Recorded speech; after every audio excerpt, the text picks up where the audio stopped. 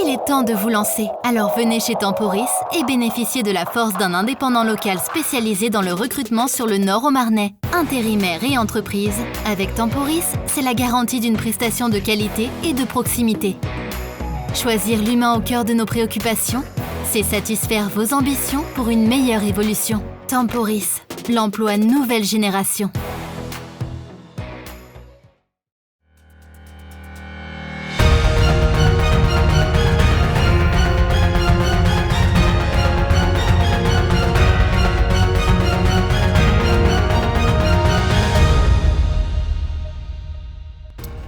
Bonsoir à tous, je suis ravi de vous retrouver pour votre journal week-end du samedi 28 novembre 2020.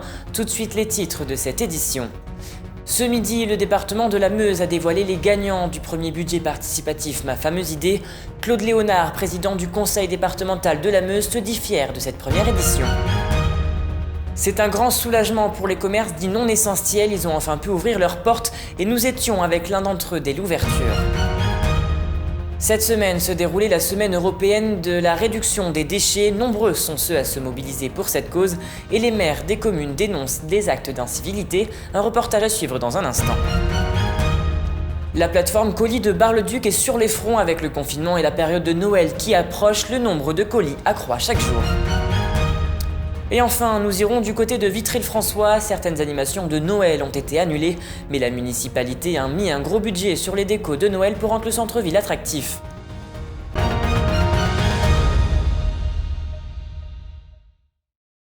Le premier budget participatif Ma fameuse idée, mis en place par le conseil départemental de la Meuse, a connu un réel succès. En effet, 565 idées ont été déposées et par la suite 159 projets ont été soumis au vote à l'automne.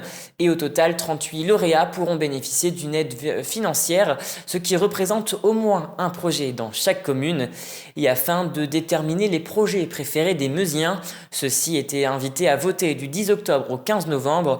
10% des Meusiens ont donc voté, ce qui représente 18 175 votants pour 65 363 votes exprimés.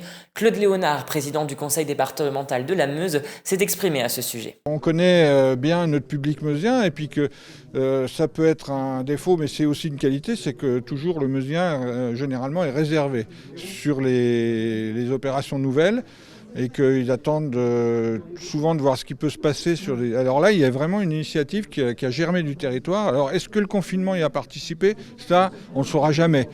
Mais ça a permis quand même de bien maturer le processus, enfin la marche en avant, le processus, parce que ça a été une longue élaboration avec l'élaboration du règlement intérieur et le jury citoyen, tous ceux qui ont participé sont vraiment beaucoup impliqués. Et là aussi, je suis admiratif. Parmi les 38 lauréats, on y retrouve Marie-Laure Aubriot, présidente de l'association Le Refuge du Perstois, qui souhaite développer un projet associatif animal, un refuge pour chatons à Aulnay-en-Pertois.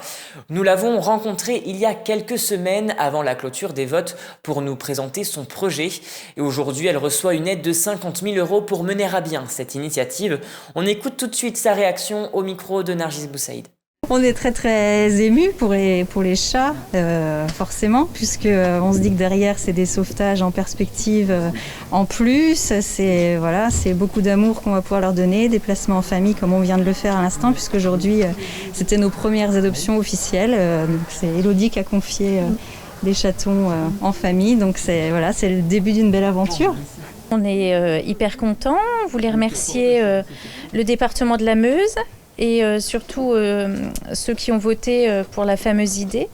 Toutes les personnes qui nous ont fait confiance et qui ont voté pour notre super projet. Donc on est fiers et en même temps excités de pouvoir commencer une belle aventure comme celle-ci avec un beau bâtiment éco-responsable où nous pourrons travailler vraiment dans de bonnes conditions et pouvoir accueillir des chats, des chatons aussi dans de bonnes conditions. Le président de la République, Emmanuel Macron, l'avait annoncé ce mardi. Tous les commerces, à l'exception des bars et des restaurants, rouvriront dès aujourd'hui. Un grand soulagement pour tous ces commerçants qui vont pouvoir vendre à l'approche des fêtes de fin d'année. Mais les consommateurs se réjouissent eux aussi de cette nouvelle. Exemple ici à Saint-Dizier. Après un mois de fermeture, ils sont venus se refaire une beauté au salon Mauvais Garçon. Au lendemain de l'annonce du second confinement, les rues bragardes étaient presque désertes et les rideaux des commerces dits non essentiels baissaient. Un mois après, cet épisode paraît loin. Alors que le confinement est toujours de vigueur, nombreux sont ceux à venir flâner dans le centre-ville bragard. Les gens sont malheureux sur les magasins. Et s'il n'y avait pas les magasins, je ne sais pas ce qu'ils deviendraient les gens. Je vais en ville pour voir que les vêtements comme les gens. Je veux voir si je peux m'acheter quelque chose. Comment si je peux pas m'acheter quelque chose, c'est pas grave. Moi, ça me manquait, j'avoue. Quand on voit le nombre de personnes qui attendent, qui sont prêts à faire la queue devant les magasins, je pense quand même qu'il y en a beaucoup qui attendaient la réouverture.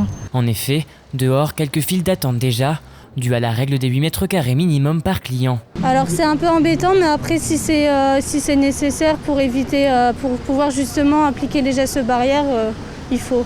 Outre les magasins de vêtements, cosmétiques et décorations, les coiffeurs ont eux aussi rouvert leurs portes après un mois de fermeture.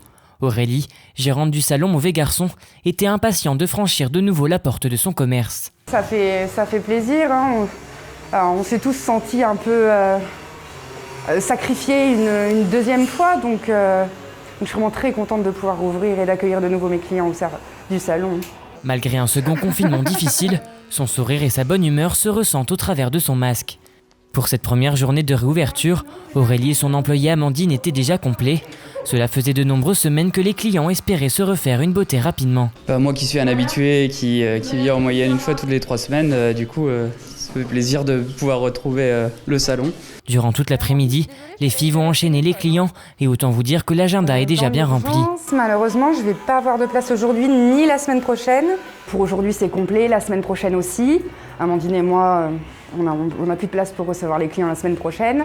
La semaine d'après, ça commence déjà à se remplir, donc on est très contente. Malgré le contexte sanitaire, les bragards semblent ravis de ressortir à nouveau afin de prendre un grand bol d'air frais. Allez, à bientôt. Au revoir. Du 21 au 29 novembre 2020 se déroulait la semaine européenne de la réduction des déchets. Mais face au confinement, le nombre de dépôts sauvages a augmenté dans les communes, de quoi déclencher la colère des habitants mais également des maires. Illustration à Roche-sur-Marne en Haute-Marne avec ce reportage commenté par Théo Raguin. Ce 2 novembre dernier, c'est avec énervement que Jackie Milot, maire de Roche-sur-Marne, apprend l'apparition d'un nouveau dépôt sauvage d'ordures sur sa commune. Un chasseur aurait alors aperçu plusieurs individus décharger une trentaine de sacs de laine de verre d'un fourgon. J'ai été prévenu par un chasseur qui allait donc en direction du bois et sur le chemin, il a rencontré plus de 35 sacs de déchets de laine de verre. Faire ce qu'ils ont fait là, pour moi, c'est inadmissible. Moi, si j'avais été là dans le moment, je vous assure que ça ne se serait pas passé comme ça.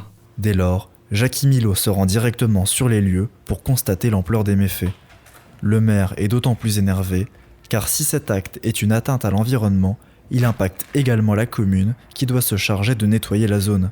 Les employés communaux sont venus pour justement les enlever parce qu'il n'y avait personne. Ils ont fait 4 voyages à leur ville et ma foi, c'est le seul moyen pour nettoyer le terrain, mais c'est malheureux que ça soit. C'est pas normal que ce soit nos employés communaux qui, comme on dit toujours, qui torchent les fesses aux autres.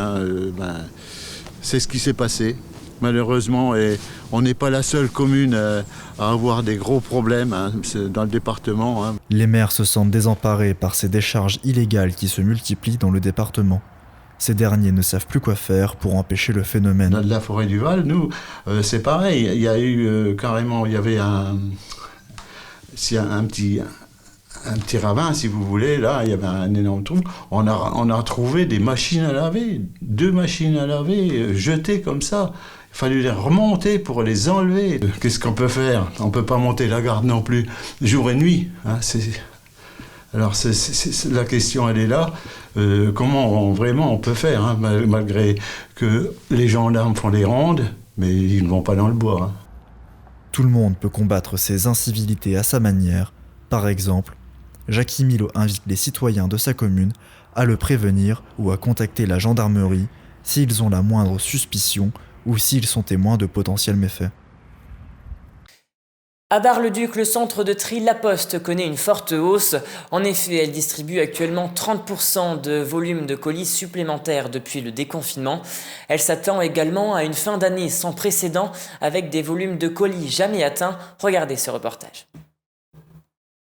Près de 400 camions se croisent en 24 heures sur la plateforme colis de Bar-le-Duc. Depuis le début de l'année, le site connaît un accroissement fulgurant de son activité. En moyenne, 170 000 colis par jour y sont traités. Au mois de novembre, le pic de record a été atteint avec 308 000 colis en une journée. Nos volumes ont connu un accroissement absolument phénoménal depuis début novembre, en raison notamment de l'annonce du deuxième confinement. Et avec également la période de fin d'année qui est pour nous la période la plus importante de l'année. Ce sont notamment les colis qui sont destinés à alimenter les fêtes de Noël. Nous attendons des pics journaliers de l'ordre de 350 000 colis par jour, c'est-à-dire plus du double en fait de ce que l'on traite habituellement. À fin octobre 2020, la plateforme a traité près de 38 millions de colis, soit une hausse de 30% par rapport à l'année précédente. Et les salariés l'ont bien ressenti. Je pense que les clients étaient frustrés de ne pas pouvoir aller dans les magasins et du coup ils ont préféré commander. Et je crois qu'ils se sont surtout rendus compte qu'ils pouvaient compter sur la Poste parce que malgré la situation, on a toujours continué à expédier les colis. Ici, les colis sont en provenance de toute la France et sont distribués dans 11 départements du Grand Est et de la Bourgogne-Franche-Comté. Par heure, près de 10 000 colis y sont traités. Et pour faire face à cette année particulière, le site fonctionne désormais 6 jours sur 7 et 24 heures sur 24. Nous avons renforcé nos effectifs qui se composent habituellement de 93 postiers avec 150 intérimaires supplémentaires. Donc, ce qui nous permet réellement de travailler dans de bonnes conditions et de garantir en fait un traitement tout à fait normal de nos colis malgré cette forte croissance. Le personnel du centre de tri va donc rester mobilisé dans les semaines à venir puisque ces volumes vont encore croître d'ici la fin d'année. La Poste estime d'ailleurs que 4 millions de colis transiteront sur son réseau. Elles ne ressembleront à aucune autre. Entre convivialité et gestes barrières, ces fêtes de fin d'année auront un goût amer. Les municipalités qui d'habitude mettent en place diverses activités et animations sont contraintes de les annuler ou bien de les repenser. À Vitry-le-François, la ville a misé sur les décorations de Noël pour rendre attractif le centre-ville. Un reportage de Mathilde Laurin et Nargis Boussaïd. Noël ne sera pas une fête normale cette année en raison de la crise sanitaire et les millions de Français en ont bien conscience. Il y a quelques jours à Vitry-le-François, les habitants semblaient de plus en plus pessimistes à l'idée de pouvoir ou non préparer l'un des événements le plus importants de l'année, ou même pire, ne pas se réunir librement le 24 décembre prochain. Je pense que le gouvernement va nous le permettre, mais ça sera peut-être pas très raisonnable. C'est ce qui donnera peut-être un peu le moral. C'est Noël. C'est l'esprit de Noël, c'est l'esprit de famille, c'est tout. On n'a déjà rien eu de l'été. Là, on n'a même pas eu la foire Saint-Martin, on n'a rien eu du tout. Puis là, pas de décoration, rien, c'est triste quand même. Puis les magasins fermés. Pour le maire, pas question de laisser se répandre une ambiance morose dans les rues de sa commune. Pour tenter de sauver les fêtes de fin d'année malgré les événements annulés, la municipalité met le paquet sur les installations. Sur Place d'Armes ainsi que dans toute la ville, décorations et lumières s'installent pour une finition prévue le 4 décembre prochain. Cette année, on a remis 50 000, donc on a mis 70 000 € d'achat nouveaux de décoration pour que la ville se pare de ses habits de lumière. On va laisser en place évidemment la maison du Père Noël, la fameuse boîte aux lettres pour écrire au Père Noël, évidemment, est maintenue. Mais on ne sait pas si le Père Noël viendra se promener en cœur de ville. Ça reste encore un mystère. L'idée est de redonner envie aux Vitrias de se balader dans le centre-ville afin de conserver cet esprit de Noël, mais avant tout soutenir les commerçants locaux. On va soutenir les activités commerciales par une nouvelle opération avec Big Yves, qui d'ailleurs est mise en ligne. Big Yves va servir de marketplace et en même temps, on met en place les bons cadeaux qui démarrent le 1er décembre.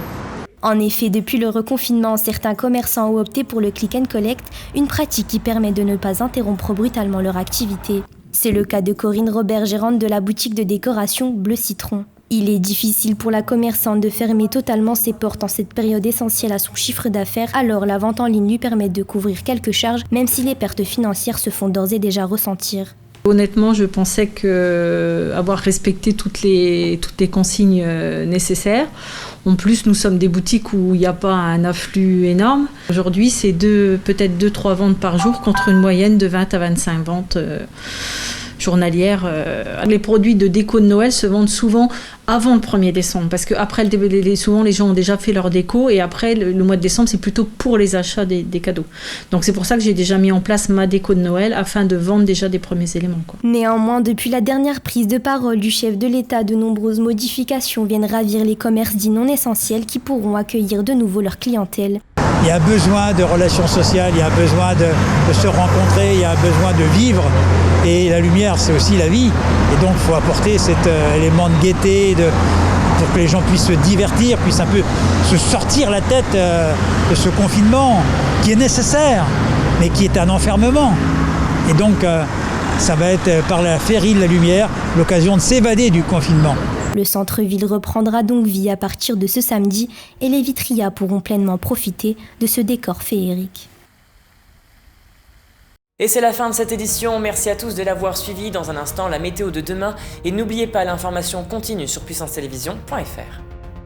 Toute l'actualité qui vous concerne, à voir ou à revoir, dès maintenant sur puissancetélévision.fr et sur notre application mobile.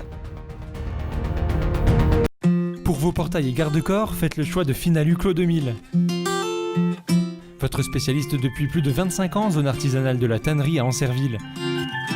Contactez-nous pour vos études et rénovations 03 29 75 22 25 ou sur clos2000.fr. Ouvert du lundi au vendredi et le samedi sur rendez-vous.